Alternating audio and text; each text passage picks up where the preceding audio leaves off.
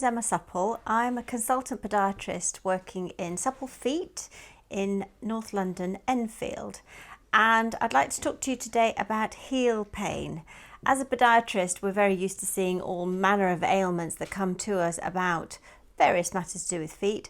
But it really fascinates me just how much information is out there. And if you have a foot problem, the first thing you're going to do is ask Google, and the amount of information about heel pain and plantar fasciitis is quite frankly bewildering. And as an expert in these matters, I thought it'd be really helpful if I came in a video and spent a bit of time just talking about things that you could do for yourself before you come to see a podiatrist, because obviously the world has changed as we well know it, and it's really important that you've got things that you can do at home, and there's so much information. I think it's a little bit bewildering. So I'd like to spend some time just talking to you about your heel pain, what to expect, and things that that we'd be talking to you if you actually came to see us and made an appointment, and all that entails. So sort of cutting out all of that and just talking to you about your heel pain. First of all, it's a rotten pain to have. It's really intense pain. It's very sore. It's the most common condition that you can have of your heel. There are other things that can cause pain in your heel, but in the main, this is the classic. It's painful in the morning when you first get out of bed. It's likened to a sharp shooting pain, and then you get about your normal day and it tends to feel a little bit better, and then you go to bed and the next morning you put your foot down and it all breaks out again. It's really painful, and this problem can go on for quite a long time. You can be really quite fed up with it, and it can really start to impair what you're doing. So people will tell me that they didn't go on that walk because they knew that the following day that would be really crippling. I know someone who'd been and changed the entire plan. So there's no getting away that heel pain is a nasty condition and can be very painful. However, just as a starting point, it's a self-limiting condition, so it always goes away. As we get older and our tissues slacken off a little bit and become a bit more supple, it actually disappears. So no treatment is a valid option, but the intensity of the pain, the way that it makes you change things, the way that it makes you limp, the sort of the fed upness factor is very high, and so it is a good thing to treat, A, because it hurts, and B, because it can move it on its way faster. So at Supplefeet, we as podiatrists, we have access to various things. We use EMG machines, which are quite useful at getting into the plantar fascia. We have steroid injections. We can refer you for ESWT. You'll find some of your podiatrists will be able to offer that to you. It's a great treatment. But the first thing we'll do is we've got these Alleviate Heel pain in a box, and in sort of good YouTube fashion, I'm going to go through the contents of this box, and hopefully it sort of cuts through what you need to do and what would help you in the here and now. And then if you need to make an appointment to take matters further, then you're very welcome to. So this is heel pain in a box, which made by a podiatrist called Andy Horwood, who's designed a lot of the insoles that I like to use. He's got a good range and good design, so I'm very happy with this, the contents of this, and we've used this at Supplefeet for a while now, so we've got a feel for its usefulness. It's a temporary solution. We're not suggesting that this is what you use permanently, but for sort of like a first aid and at home, getting something done, highly recommend. So just open up the box. So you really want to start with your shoes. So just reminding me to talk. So the children are going to be quite proud of me doing this. So we've got, put that down. Oops, a little bit more tape and a spiky ball that's gone off. Okay, so in this pack you have some strapping, an insole, information leaflet, and the spiky ball, which give me something to do with my hands while I talk to you. So the insole is the most important thing, but the first most important thing is your foot type, and you will have heard, and you may have known if you've latched onto the word plantar fasciitis, the words pronation and supination, and just a word of warning that those are normal parts of foot function. We expect your foot to pronate a little, we expect your foot to supinate a little. So if something's being sold to you along the lines of you pronate, well, you do, and that's normal. And so these are a neutral insole. and they're going to sit into your shoes.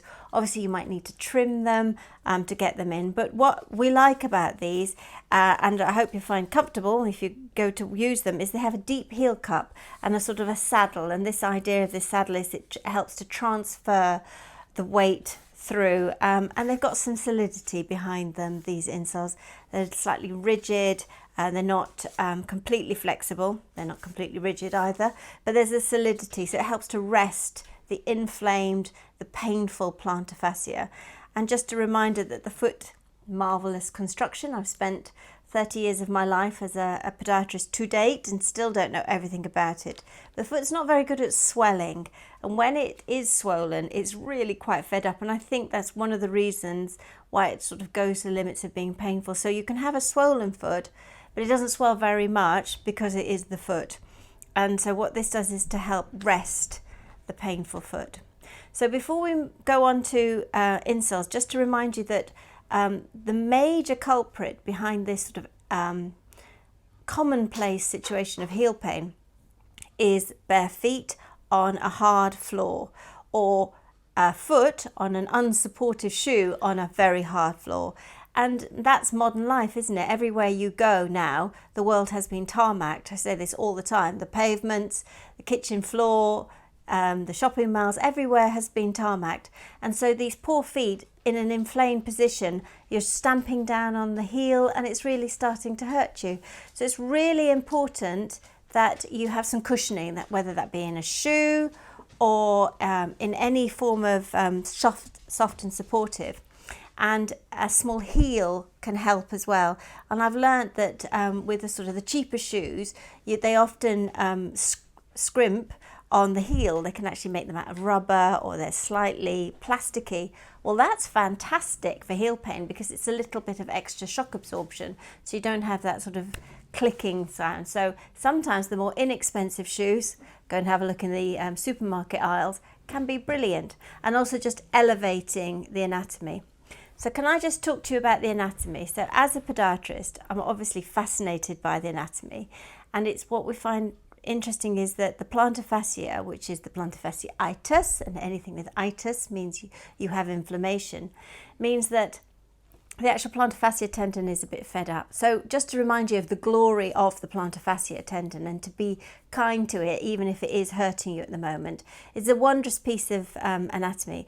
And essentially, I use my hands to talk about feet, but essentially if you imagine your heel bone, and the heel part of the plantar fascia tendon comes from your heel bone, and we have a lateral aspect, a central band aspect, and a medial aspect. And it's usually the inner border, the medial one, that really hurts. You know, that sweet spot of pain.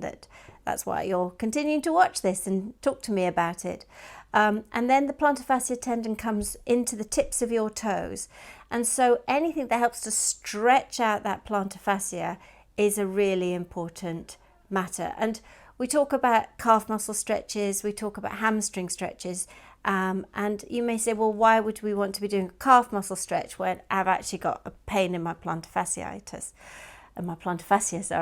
And I always say it's a bit like travelling up the M1 to become the M6. You know, it's a road. You don't sort of change terrain, you just change the name of the road. So the hamstrings become the calf muscles becomes the Achilles tendon, and then the Achilles tendon goes deep into the plantar fascia. So if you imagine it like a big L, so that's where all the stretching comes in. That's why it's so important to do the stretches. So in this pack, in your at-home kit, you've got your spiky ball, you've got your strapping, which is very important, you've got your insoles, and you've got an information leaflet which talks about the strapping, and this is a really good adjunct. So this strapping just goes around the heel, sort of reinforces. One of the words we use for the strapping is basket weave, but it's that reinforcement of the tendon that helps so well. In clinic, I tend to use zinc oxide tape because I just love zinc oxide tape. It doesn't move, it withstands some baths and washing, and works really well. Now the stretches that the leaflet, which is a very good leaflet, well done, Alleviate, but one thing I would change is that you've got the Achilles tendon stretches for the gastroc. So these Achilles tendons are so important. It's the conjoined tendon for 3 muscles. So you've got 2 heads of gastroc, picture, and one head of soleus picture. And it's really important that when you're doing your stretches, you have one with your knee straight and one with your knee bent. And in that way, you're actually getting all three of these muscles that become the Achilles tendon, that in turn pass the heel bone. I'm not suggesting they're connected, if anybody's watching this thinking, oh, but they are connected in a sort of a big L, really important. And I can't talk about plantar fasciitis and the management of it without an aside to our yoga sandals, which we use enormously. I've got a pair here. So these are the yoga sandals, and what they do is they have a thong for each of your feet, each of your toes, and it helps again stretch out the plantar fascia. So I'll spend a bit more time talking about those elsewhere, but yoga sandals are an essential part of stretching out the plantar fasciitis. So you're at home, you're in pain. I'm very sorry to hear you've had so much pain and you're fed up with this. It's been going on for longer than you care to mention. And one thing we talk about plantar fasciitis, it's a gradual onset. So one day you were fine, and then just gradually it started to grumble and give you a little bit of pain.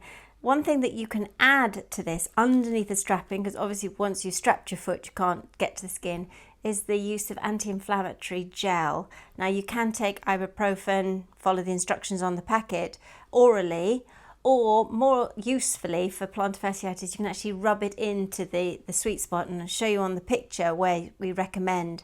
And the rule of thumb is to get your gel and a couple of times a day, put it on sort of about a width of your thumb, the gel into the spot.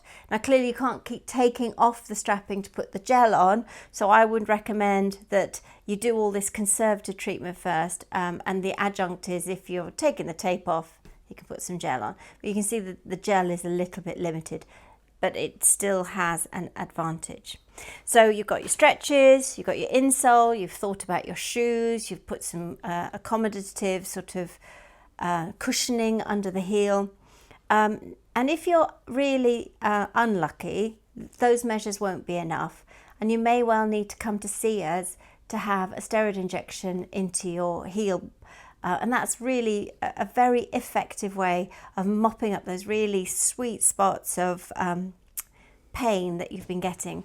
And certainly sometimes when you give someone an injection, and it's very important to ask your podiatrist to do these under a tibial block, because an injection to your heel is nobody's idea of a picnic, and you really need to have numbed the foot. And lots of people say, especially in medicine, oh, it'll be fine. And I have to tell you that it's not fine. It's very painful. So if you can make sure that your steroid injection, if you have to have it, comes under tibial block, that's a really good thing. So your foot is numbed.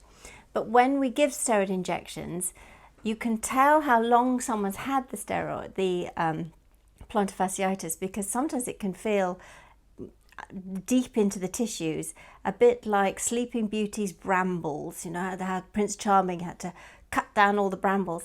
That's what it can feel like when you're putting the steroid injection in there, and that's where the injection works so well. So it's a real clue just to how congested and how inflamed, and why you're in so much pain with your heel, and why you need to start moving to all these measurements and management tools. And one thing I would say is that whilst we know that your plantar fasciitis will go away, and if you're unlucky and you've got it in both heels, you're limping on both sides, we do also know that that can have an effect up your ankles, into your knees. Obviously, podiatrists, we're concentrating on your feet, but you walk in with your feet, so the whole system can go a little bit upset. So it's a good idea to have an overhaul of your shoes, what you're walking on, the land upon which you walk, etc. So if you're a road runner, I would suggest you move to running on more country paths or parkland where you can, obviously where it's applicable. And also one thing we've noticed as well is if you're a golfer, if you're out for long periods of time, plantar fasciitis can be a bit of a plague there.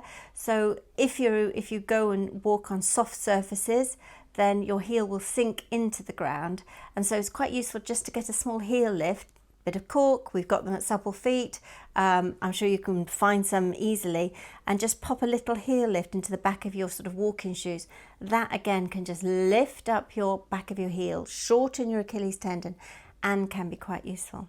And while I've got you on the big subject of heel pain, if you are under 18 or looking at information for somebody who's under 18, can I please just say as a podiatrist that so many times that plantar fasciitis does not, there's always exceptions, does not affect children.